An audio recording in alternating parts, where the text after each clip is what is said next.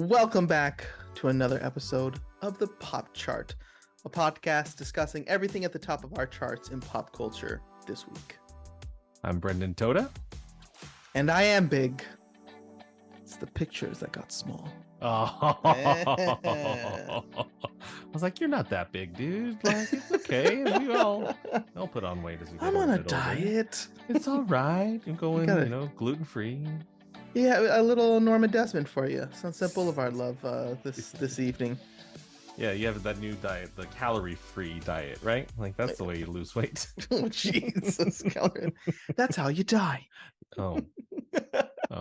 It's time to talk about ComicCon. Yep. So today our episode is focused primarily on ComicCon, which just took place in San Diego this past weekend. So Brent and I are going to spend a little bit of time sharing some of our favorite previous con memories. We did not get a chance to go this year. Actually, it's been how long has it been since we've don't really want to mention.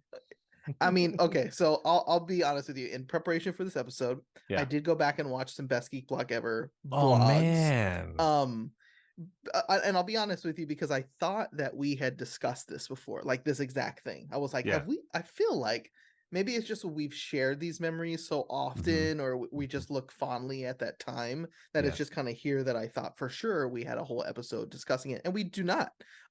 We have like a Comic-Con survival guide. Yes, or something the survival like this, guide, which is so funny, right? and that was in 2013, which to my understanding, it likely was the last time that we went. So, and not only 10 that, years. 10 years ago. It's not our con anymore. It's not our con anymore. We passed it on to the next young generation. kids, man. Looking at that video of us, I was like, and we recorded that video, and 2 days later we were at con. We talked about it. We were like, in 2 days we're going to con. We were all excited. I was like, oh man, I kind of miss Comic-Con. No, dude, legit. Like, I miss going to Comic-Con, but we'll get to that later in the show. For sure. To kick off this week's episode, I wanted to cover a few things that have been in the news as of late. Namely the what would you call it? The death of Twitter. Goodbye birds, goodbye tweets. So long we hardly knew ye. Say hello to X. And this is not a math class. This is not find X, because I find it at twitter.com, strangely enough. It is like the strangest thing of this whole Elon era of Twitter to me. So for those who don't know, kind of soft announced over the weekend, Elon Musk has officially changed the name of Twitter to simply X. And, this isn't like Exhibit or DMX who has to throw X in everything. It's not like D-Generation X in wrestling for those people who like wrestling like I do. This is like just X. And it's interesting that you say like soft announce, right? Because yes, in every other like major corporation, the announcement would come via like a huge press release or some sort of like discussion, or I don't know. They would try to make a thing out of it. Yeah, they would be rolling out some interesting, like, we're going to give you some tidbits and hints at what's about to happen. In Elon's world, like that, those things don't exist. Like, this is the announcement, and it comes via a tweet from its owner, and it's like, that's how we're going to do things now. Like, just Elon tweets things and they become, and we're all left to just kind of be like, I think he wants us to be like, what is he thinking? Because it just gets us talking about it. And this is like, I agree. In the long list of ridiculous shit Elon has tweeted, having to just completely change what, like, the thing that has, what is it, 14, 15 years old, this platform? The thing that you paid for. You paid for a brand name. You paid for the brand. And you just destroyed its reputation and then destroyed like, why even call it Twitter at this point? And he's like, you're right, I probably should. Let's call it X. It's literally like the wrong flavor of cereal in those old commercials. Brand X. You don't want brand X. You want our cereal. Right. No, Elon That's says, so I true. want that black box over there. Hmm. That black box X. That's my cereal. Dude, why? Why? And it's Why? interesting. I saw a whole bunch of the discourse around it was the same thing kind of we're talking about. It's just like what is happening? But then the sleuths on Twitter. I'm not calling it X. I'm just telling you that right now.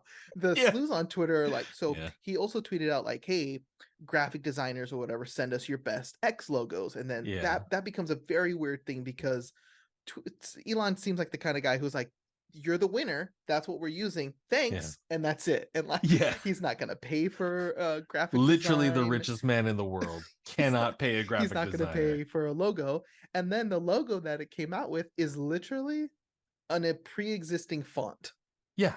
Like it's not a design. It's just you and me. We're starting a podcast, and I just chose Helvetica New, and that's our brand forever. It wasn't even like the third or fourth choice. It's like the second choice. You're like, that first one, no. Oh, that one though. That one. That's it. Job's done. Done. Pack it up. Man, we really worked hard today. Good God damn. And the thing that's bothering me the most about it is that like the soft announcement, but then no hard like transition date, right? You go It's right already. now. You go right now to Twitter.com. It says X on it. It says X, Yeah. but the URL still says twitter.com, Right. right? And it's just like, did you think this through at all? Yeah. Did you? No, he does those things and then goes, oh, he walks into like, I think at twitter.com, he like walks into the like developers rooms and it's like, oh, by the way, I need everything to be called x.com now. You're good with that? It's like, well, do we own that domain? Now, Yeah. I will say it's not the letter X is not this is not out of left field. Okay. Elon has No. a history with that letter. His Yeah. very first website and the thing that would then sort of evolve into PayPal was called x.com. Correct. He's got space X. X. His kid's name I think starts with an X. It's like X whatever the heck alien name. So it's certainly on brand with Elon. It's Elon's brand is For sure. X. But it's you say it's the death of Twitter, and like I think since Elon has taken over, it's slowly we've all been seeing like the end of it. I'm certainly less active on it. Mm-hmm. But this is legitimately like the death of Twitter. Like Twitter as a platform, that name, that brand will cease to exist here whenever he decides to just say, okay, there's gone. Tweets won't be tweets anymore. There'll be They'll be, X's. they'll be X's. So Did you X on X? Like it seems like we're speaking in redacted text, right? Wild man. You remember He's a when we wild man. You remember It's when we crazy. recorded that X last night? Man, it really made me feel X. Yeah. Hey, jump on X. I'm gonna have to, yeah. I need to check X. What are you saying? Yeah, I don't, I think he's spent a lifetime winning. And when he makes these decisions and people just have to sort of live in that, like whatever the ramifications are, right? He's been on record saying like, yeah, if the things that I say lose me millions of dollars, like so be it. And it's like, okay, but you're not the only person that this affects. Like, I Yeah. know seems like a really small, dumb thing, but like Mm-hmm.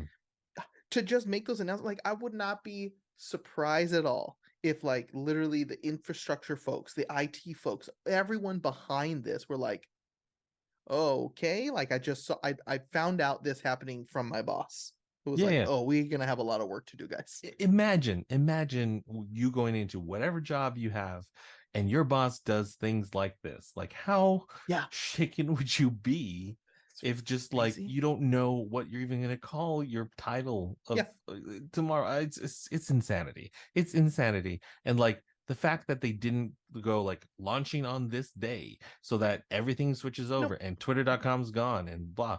And the mere fact that like literally weeks ago Zuck rolls out Threads, it's almost as if he's starting a new company and he's starting a new Yeah. brand at He's the like, oh same well, time you did as that. his I'm going to. It's like, no, he did as that his because you main already competitor, own right? this.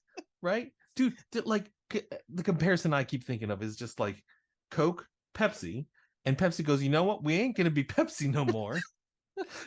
We're calling ourselves Drink. We're Yeah, gonna we're gonna call we're ourselves rolling Drink. out drink. So Coke goes, all right, here's here's Yeah, our new Coke, and it's just like, yeah. oh, I can see where that comes from. Like it all I makes sense. But then you go with this nothing brand name. It's been driving me crazy. I had to talk about it. Like, Hey, listen, oh my god. just don't jump off that soapbox. I'm with you. I'm listening. So, speaking of like workplaces and whatnot, like the other thing in the news that I wanted to bring up on this week's show is specifically about the Overwatch League, which we touched on a little bit last week when going over our favorite YouTubers. As Yeah. the Overwatch League is a big part of my life. The little shield that's even in the background here is part of my fandom of the LA Gladiators specifically. And as an esport, the Overwatch League is different from other esports, at least to my familiarity, because they came in with both the backing of the developer and publisher Blizzard Entertainment, but also went with a franchise model in order to kind of like ape the idea of professional league sports, where you would have owners who buy in with a very high buy-in price, but then they would all be part of the league, and that's how you would sustain it in the future. Kind of give the players some sustainable well, not sustainable, but like flat salaries and then bonuses, and have kind of like some stability was the idea. The problem was that their whole business model involved large investments up front, and then the promise of rewards down the line. And then as the league was growing, the pandemic happened, and all live events get shut down. You have to change even how these teams play. It was really difficult. And then you add on top of the fact that other things were going on with the publisher and developer Blizzard Entertainment. There is a California lawsuit filed against them, for a toxic workplace, right? Oh And no. so when these things add together, in the aggregate, like, it's not a good look for the league and in terms of sponsors and these investors. So the sponsors pull out, and now the investors have no real incentive to be here. Fast forward to where we are now in the 6th season of the Overwatch League. This came out on July 19th, so just a little bit more than a week ago, where on The Verge, it was announced that Activision Blizzard is laying off their esports staff as it faces potential dramatic changes for the Overwatch League, which, as I was just Wow. mentioning, they have not had the best time as of late, what with the pandemic and the lawsuit against the publisher and whatnot. I also didn't mention that one of the 20 teams also dropped out at the beginning of the season. So just straight up, Like cease to exist. they We're just not. cease to exist. They don't even compete. So imagine if you were watching Holy smokes. baseball and they were just like, hey, you know what? Like the Cubs, yeah, they're gone. They're just not competing this year. That would be.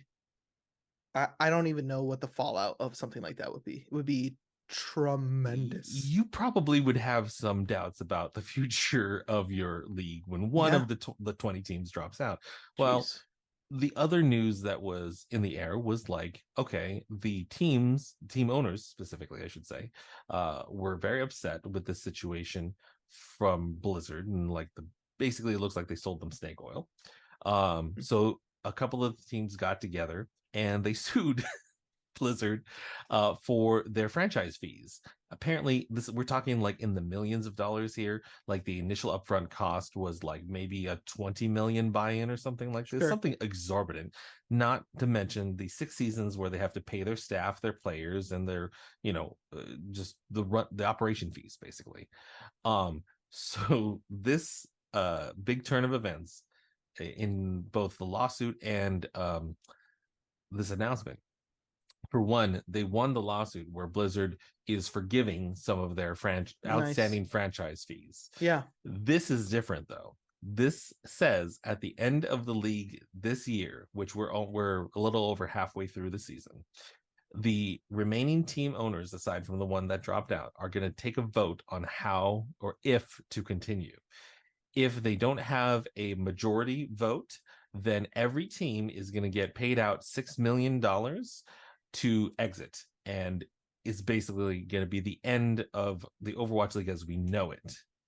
Now, Holy shit. does that mean that the esport or like the competitive scene for Overwatch will die? Not necessarily, But Not unless this, Blizzard kills the game, which they'll never do. yeah, but they've also done plenty of things that have not been in the best interest of Overwatch in general, which is a whole nother thing that will take up a whole podcast if we wanted to.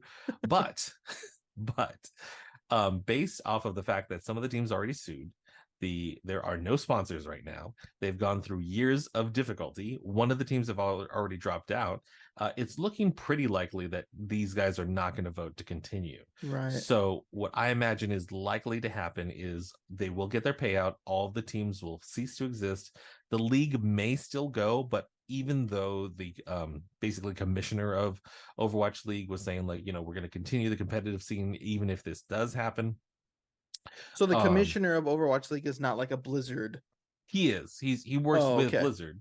But the fact that he's basically got no staff now, they're running on a Yeah. skeleton crew to finish the season as it is.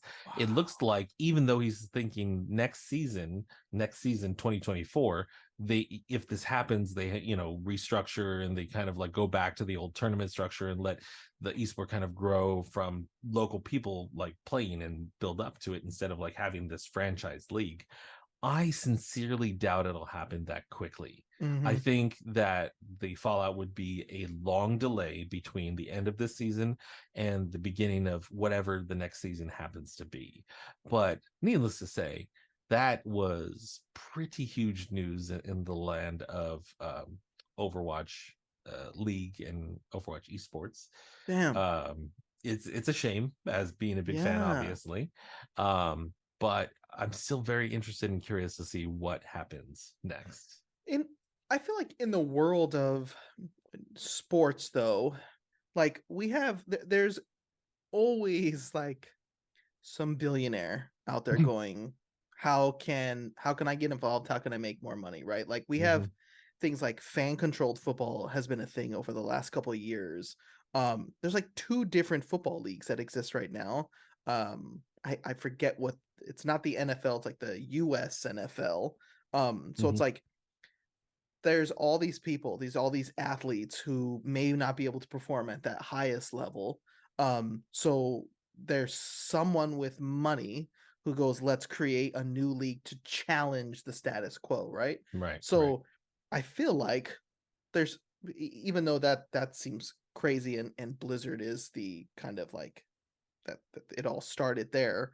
Um, there's got to be somebody out there, like folks like the Mark Cubans of the world or something, who are right, like, listen, we can do it without the whatever express permission of Blizzard or however they're screwing things up. I mean, you're still going to right, have to get permission in some way for Blizzard because it is their game, but right, somebody's going to be like, hey, like, whereas like no one owns football, no one owns the sport right, of baseball, but there are right. these organizations that come together and say, hey, there's enough of us that we can just continue this thing. But that's a pretty big deal. Yeah, I mean, for Wow. sure. It's yeah, like I said, it's a big announcement in terms of like where it's going to be headed next season. But yeah, Wow. it's a bit of a bummer, and you're right. Like, the esport will continue. If there's Yeah. money to be made, then people will be Heck yeah. there. Oh yeah. But esports in general has been struggling. I think it was one of those bubbles that burst, like, where It, early it investors were like speculative, and like they yeah. jumped in maybe a little bit too soon and overreached, basically. And yeah, it'll settle, it'll get somewhere, because, like, yeah, kids these days, I don't know if you see, like, they're living the life of video games from the cradle, basically, and so it's Oh, not for sure. unusual to Oh, them. it's not. I mean, listen, you and I grew up with video game controllers in our hands at a very young Mhm. age, which is why we still have that connection to that. So that, it's even more so because there's so many different options for you now, right? Your phone is a Exactly. video game, everything's a video game. I will say that your favorite sports team and my favorite sports team have a connection. Do you know what it is? They're both owned by the Krunky Yeah. group. Look Yeah, at, I did not they even do. think we were talking about Overwatch Yeah, you today. have the And I've Arsenal got my hat. Arsenal hat. You've Yeah. got your Gladiators. It's owned by the same Yeah, group. it's true. Um, The people with the money, and they also yeah, the people own with the money. the Rams, I believe. Rams, the Nuggets, I think, but Yeah, yeah, they've got their hands in. So those folks will figure out a way. But I feel bad because uh, I feel like, and correct me if I'm wrong, you know more about this than I do, but it feels like the esports thing was just starting to kind of right. get real popular and hot, and then boom, Mhm. the pandemic kind of seemed to kind of take the, well, I mean, it took this wind out of everyone's sails, but Yeah, I yeah. remember you talking about it. I was like, oh man, like, so I started watching, I would watch it just to be like, have something to talk to you about and be like, hey, I watched a little bit of this, or we were together and Yeah. you were like, it's the playoffs or something like that. And Mhm. then like Yep. that just ended. Speaking of that, real quick, sort of sidebar. Did you ever get a chance to see the players on Paramount Plus about the esports League of Legends team? I did not. No, actually. So But the funny you we're mentioned that talking because esports, you gotta do it. yeah. Well, the funny you mentioned that is because the Paramount Plus is going to have the new Transformers movie, which I wasn't able to see in theaters, and I was like, I might need to sign up for Paramount Plus for just like a week or something, You just know, it's to funny. I check it just out. it's the one that I haven't logged into the most, so I just canceled it. I still have it. What do you know Well, when it's damn, gonna be? Would you know when it's gonna be on? I don't, but Oh, I okay. do. I do It'll want to get check it. out. Yeah, exactly, I'm sure I'll jump exactly. back on it too when like the next whatever comes out, Mission Impossible or something. Right, right, because it's got that stuff too. Yeah, So anyway, that's the news for the week. that's the news for the week. Let us get into our main segment. Let's talk Comic Con memories. Some of our favorite memories. Like we For mentioned at the top sure. of the show. It's been a minute.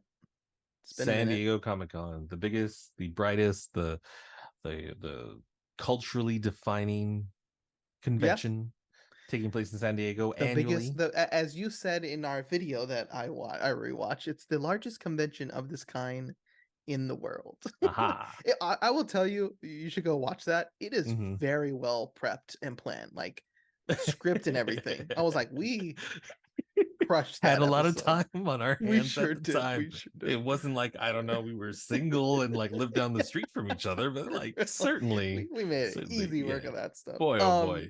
Yeah. So yeah, it's been a minute. I know this year's Comic-Con probably felt a lot different. At least that's I'm hearing that it felt a lot different to like the movie people with the ongoing Right. Writers Guild and SAG-AFTRA strike. Hmm. None of the on-screen talent could go and be a part of any of those panels. So Yeah, um or make appearances. They can't make like you public can't go just appearances do like autographs or exactly. any of So those things, which it is a huge ooh, draw for so many people to go. I mean, for sure. at the early several years of going to Comic Con, it was like I sat my fat ass down in Hall H for 4 days because I just wanted to hear what the actors had to say and maybe Yeah. get a glimpse of something. And that kind of stuff was like, the actors couldn't be directors could be there because directors contracts with the with that guild are totally different, Right. and they've settled already this year, so Right. there were directors there. Folks like Kevin Smith were there. Hmm. I mean, he's kind of a staple for Comic-Con anyways, but Right. um we couldn't be there, so we can't really talk too much about what went on this year, but what we can talk about is what went on the years we were there and some of our Right. favorite memories. So I'll start with just like some general Hall H. Like if we were like ranking our favorites, this would be like my honorable mentions, things that I was Sure. Sure. so happy to be there for. Right. Um for many years I was covering the movie news that was coming out of Hall H, so I would be Hmm. there with my laptop on and I would just like typing away. Um and so we were there for things that we wanted to be there for and things we didn't care about, but we were covering it. So it was just like content, content, content. Yep. A couple things I remember vividly. Hmm. Hall H, Ridley Scott doing a live interview from a waterfall in Iceland promoting Prometheus. Hmm. Literally still filming. Couldn't be Hmm. there, but was like, Hmm. here's some footage. Also, I'm on the top of a waterfall in Iceland. And I was like, first of all, how the hell did they manage to do that? It looks so good. There was like no lag from what I remember. And I was like, Right. it, I was like, oh yeah, I'm gonna go see this movie. Look at the look at the effort they put into just being here in Hall H. Hmm. Um, the most odd panel in Hall H I've ever attended was the panel for Francis Ford Coppola's horror drama Twixt. You've Hmm. Hmm. never seen that movie. Um, but the one of the greatest iconic film directors of all time is at Comic-Con, which is like such a weird thing anyways. Because he just doesn't make movies like that. This is The Godfather and Hmm. Apocalypse Now. And Hmm. he's up there literally making music Hmm. like doing a looping track Hmm. to this movie to like set the weird, creepy tone. We all had like masks of Edgar Allan Poe. I still have no idea what that movie's about, but like I was in awe of this man who, Hmm. I hold in such regard, having like a tremendous amount of weird fun with the Hmm. 7,000 people in Hall H. Um, Another highlight would definitely be Andrew Garfield's reveal Yeah. as Spider-Man. Um, so for those of you who don't know, like the big Hall H panels typically start with bringing bringing the cast on stage, talking about the movie. There's usually a moderator there who's asking their own questions, and then the second half of that panel, like the last half hour of the panel, is for the folks like us in the crowd, gets to ask those folks questions. Hmm. But this little kid runs up to the microphone like before anyone could start, and he's like, "I really want to ask a question before we start," and set up and stuff. But the moderator's like, "Okay, kid, you can ask your one question, then we have to get started." And he's in full Spider-Man gear, Hmm. tiny, like legitimately, I remember like scrawny little kid. What are you doing up here? And Hmm. then Andrew Garfield takes off the mask. Uh, we're at the Spider-Man panel.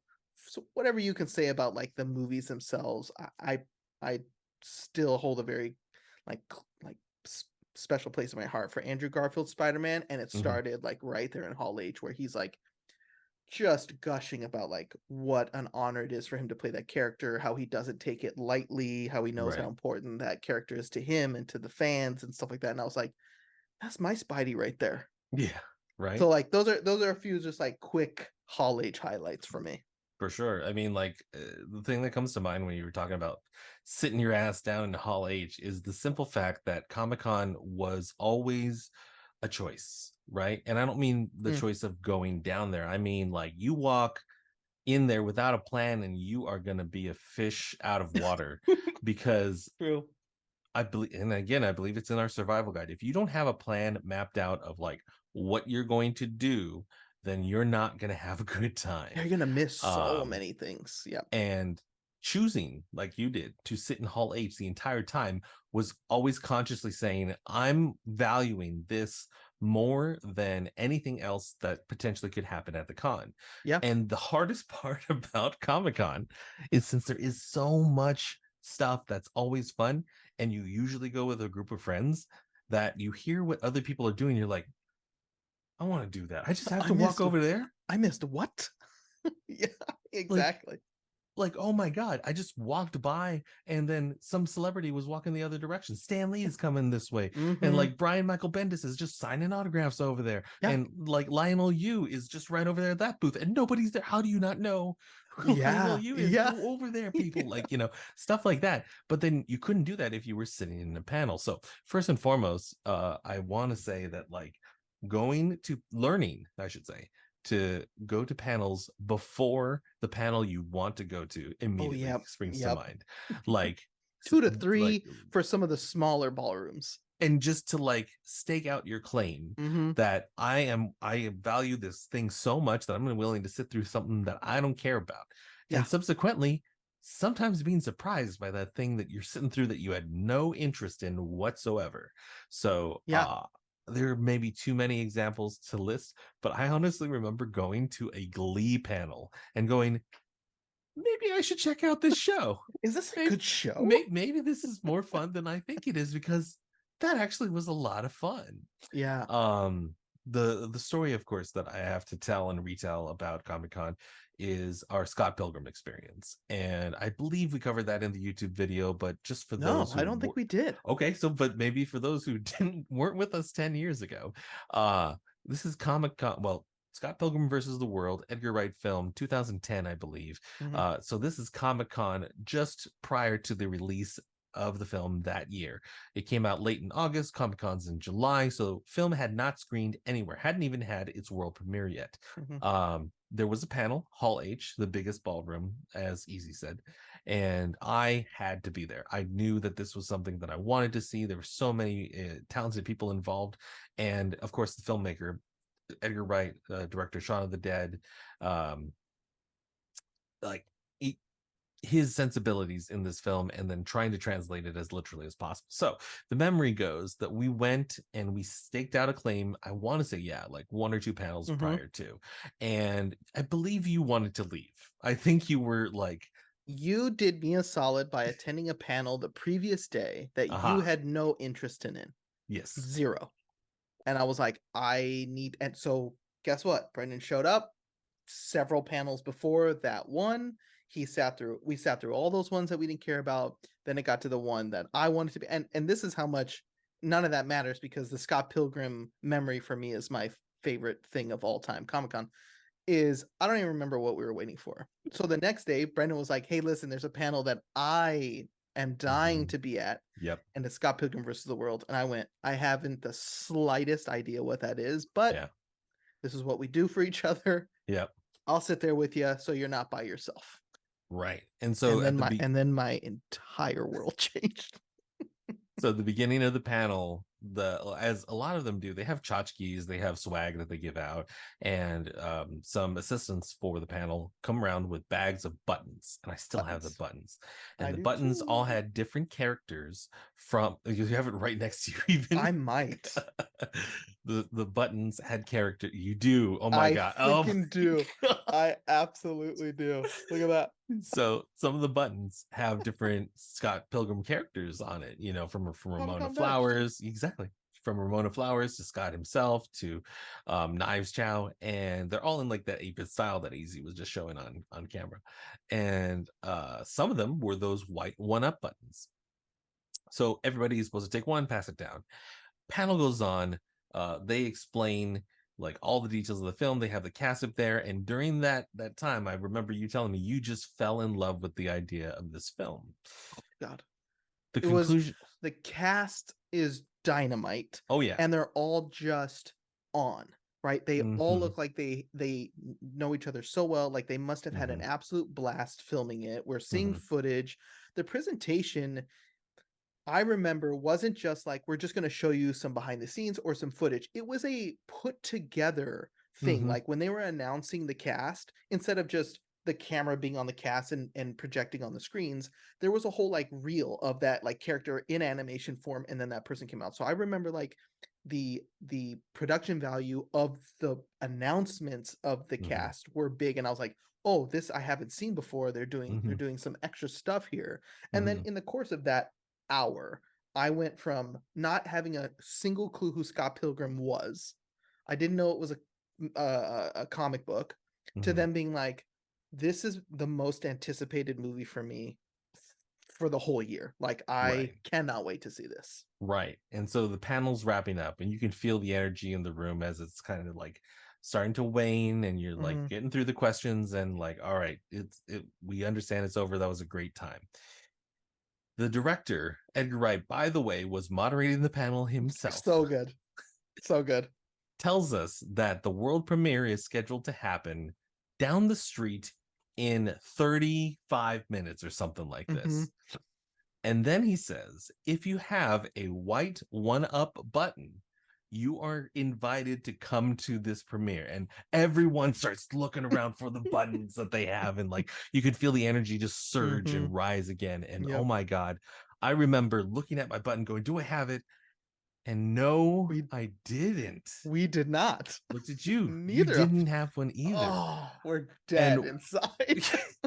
and here we are now, like it feels as though the opportunity has slipped through our fingers. Yeah. The panel ends, the people with the white buttons rush out of the room, and we're left just kind of like in this daze going, Yeah. well, We had what the a highest high of the whole con, yep. followed by quickly the lowest low. And we're just like, It's like, boy, what a good day, but man, I wish we that could would have have been gone. amazing. And almost as if it's like that the secret, speak it and it'll come true. We say, I wish we could have gone. I think I hear someone in the distance saying, like, hey, can we go? I don't know. We have to. No, we What time do you have have, to? yeah. Okay, Oh, well, no, but families coming in. We can't, there's no way. And we're like, so we just start hovering over this yeah, family, we did. It was a couple, and we and like are totally we weren't like going anywhere. moving over Eavesdropping on right their to them, conversation. eavesdropping, and then just like trying to be within eye shot as soon as they decided that they weren't going to go. And the moment they said, you know what, can't do it, we go, Hi, what? hi. Hi. If you're not, I'll give you my red button so you have a Mhm. memory of this panel. If you Yes. are legitimately not going, we're going. And I remember they from what my memory serves me, it was Mhm. like they were gonna give these things to us. Like we didn't have to convince them or anything, but Correct. you They went from spot like us. this is the first time he's ever heard of this, and now he's dying to go to this thing, and they were like, we can't go. Like there's just no way we can go. And we're like, Yeah. well, if you're not gonna use them, here you go. So now, Oh, the way I remember it oh is yes. that the whole crowd had left the auditorium, save for maybe 30, 40 people into Hall H, which is not much for that space.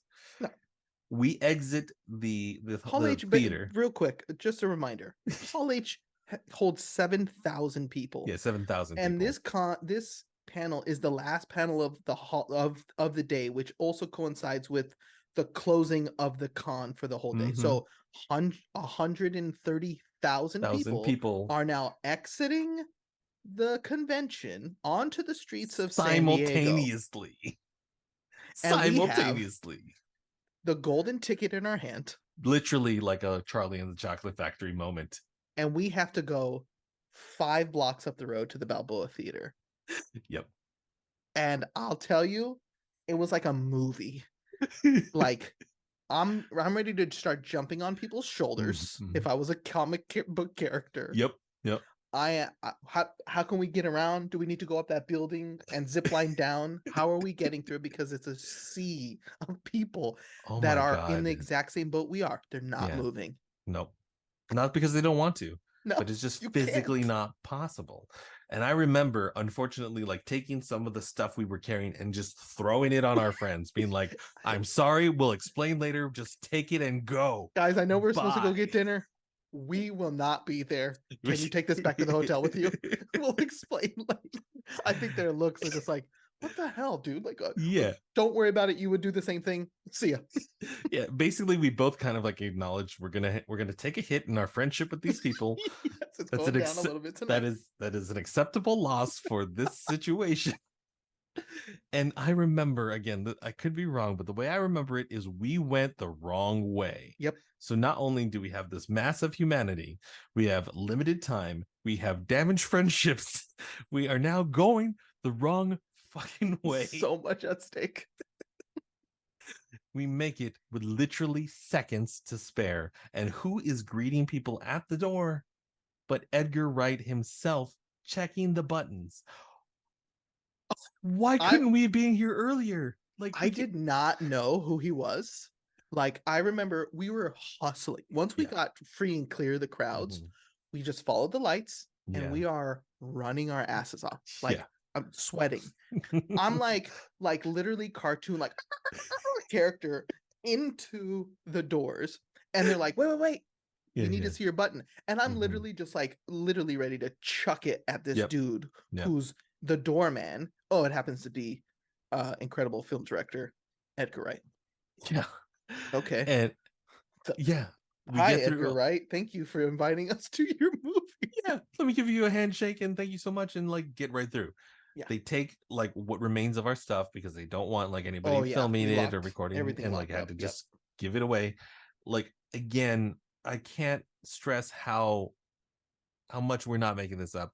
We sit in our seat and the moment butt hits seat, lights go out and the cast comes out and we're like, how did this happen? How did we time everything so perfectly? And the Mm-hmm. fact that that literally happened in my lifetime and it's a shared memory with you is Yeah. just like something that I Mm-hmm. will never not soon forget. Yeah, right. So boy. And then they're like, "Oh, by the way, like you're about to be the first ever audience to see this movie in its Yeah, entirety."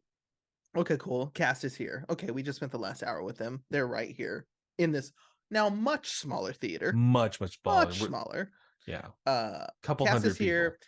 and don't go anywhere after the show because some of the people who the band Metric, one Mm-hmm. of the bands who provided the music for the movie, is playing a live set after.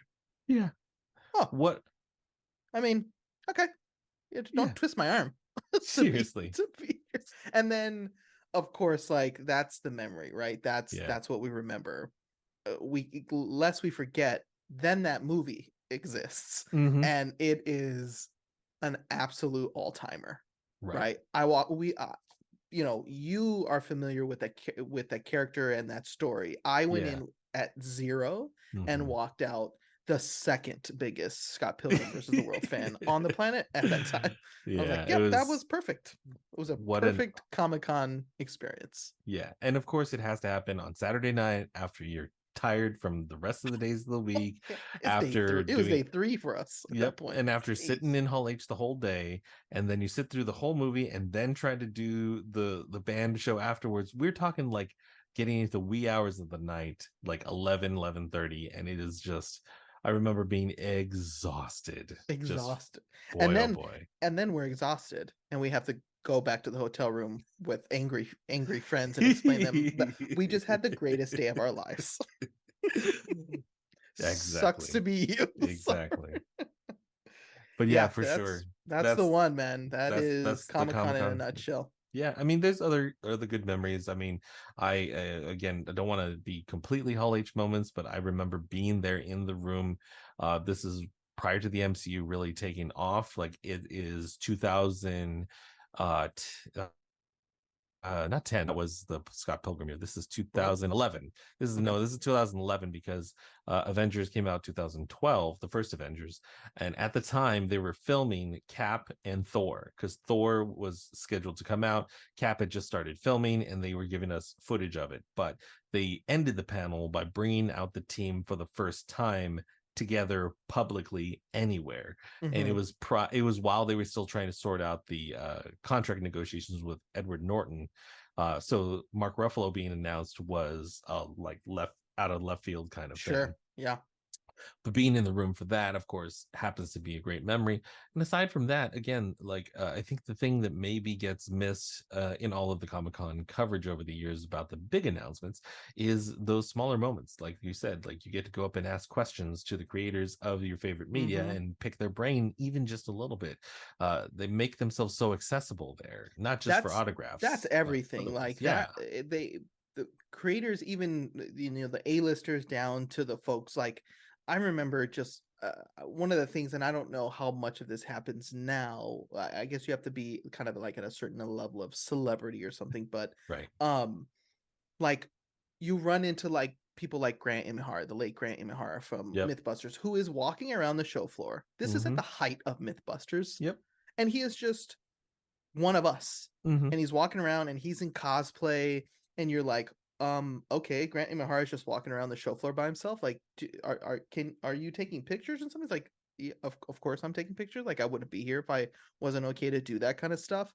Yeah. Um, but it is the accessibility factor, right? You get to meet these people. Like, I remember getting to meet Tim Sale, who's like Mm-hmm. arguably responsible for some of the best Batman art that I ever read growing up, and he's Mm-hmm. there and he's like, "Can you sign my Long Halloween copy?" Yeah, and I'm gonna sketch something for you. Hey, Yeah. Kevin Eastman, who's responsible for the best thing in my whole life, Teenage Mutant Ninja Turtles. Um, like I get to tell you know you get to talk to these people a little bit more than you would like at like a quick like meet and greet or something, and you're just like, Mhm. hi, thank you what your work is important to me. And Yeah. that's not necessarily something you get a chance to do when you're in Hall H with 7,000 other people who all want to do the same thing. But Yeah. like when you get to that show floor, things change, right? It feels Yeah. like you're a little bit more connected there For to your sure. people, Mhm. and you get to meet the people who have created some of your favorite things, and they're all like in that mindset of like, "Hey, I'm here for you. You're the Mhm. reason I get to continue to do that. So like, what can I Mhm. do for you?" And it's like, Yeah. holy shit, how cool is that? You know? I mean, not second to, but like second to that is also meeting the other fans because no matter the Yeah. property that you're into, no matter how obscure you think it is, and you might be the only one in your friend group who is a fan of it, you go wait in line for that panel and you're gonna meet hundreds of other people who feel the same way that you do, because they also made the trip to San Diego and they also spotted this particular property Yeah. for like a little internet web show that you're a big fan of. And they're also Yeah, going to yeah, yeah. stand in line for 2 or 3 hours Yep. just to get in. And like you can strike up a conversation with them about your favorite stuff. And like they totally get it. Um, Most of I've them are got pretty people cool. and I've got Not all people of them like bathe. right. I've got people that I follow or am digital friends with Right. on Twitter that I've met at Comic-Con. Yeah. And I'm like, Met in that's the lines. only that's Hmm. we met at lines, we met at panels, and it's just like, oh yeah, I have a Twitter, yeah, this and I'm doing this, I'm doing something similar. I have a blog, I have a vlog, I have a thing, and it's like, oh, we're gonna be friends now. Like, um, a friend of mine from work, Manny, who we were trying to get on this show because he did go to Comic-Con this past weekend Hmm. when we were kind of uh we were sort of in the same department ish, and we were talking about things we're into, and oh, okay, we're Dodger fans. Oh, that's very nice, very cool. We can talk about that. And then he's like, oh, and then I'm getting ready to go to Comic-Con. I was like, oh well, we're friends now. Like I just it's a little bit different than even like sports Yeah. fandom. It's like Yeah. it's a much smaller group of people For who sure. have a this very niche fandom. No matter what it is, it's still kind of a small minority of people, at least at the time. Now it's a little bit different, but I was like, okay, what is it that you do at Comic-Con? Like, are you a cosplayer? Are you a this or that? He's like, oh no, I love stuff. I love collecting things and going to panels and comic books and stuff. And I'm like, okay. I was like, Manny, you and I are friends now. Like, cause we like get it, right? You understand that kind Yeah, of for like sure. I mean, lifestyle and love for things. like people who don't get it, like would ask me, like, "Are you gonna go and cosplay?" I'm like, "Well, like that." For some people, that's what they want to do, but For for sure. me, that's not why I'm going. Yeah. And I can tell you exactly why is because I remember seeing maybe one of my first years at con, somebody dressed up like the dad from American Dad, and he had a real spot on Oh, how suit. funny. He was carrying a fishbowl. He had an American flag, and he straight up was like an atmosphere character at Disney, Sure. walking the halls. Had no bag, had no agenda, had nothing he wanted to see. Just there He to wanted to like show people his costume and take pictures, and that was it. Like I remember thinking like that is both cool, but dude paid money for a badge to do this. Like yeah. you didn't need to do this, man. You could stand outside. He's creating ambiance for the rest of us, You could have stood outside and done this as people are True. coming in and Yeah. leaving. Still gotten the same thing No, and man, that's not what it's about. not taking a registration away. Didn't have to spend your money to do this, but How anyway. funny.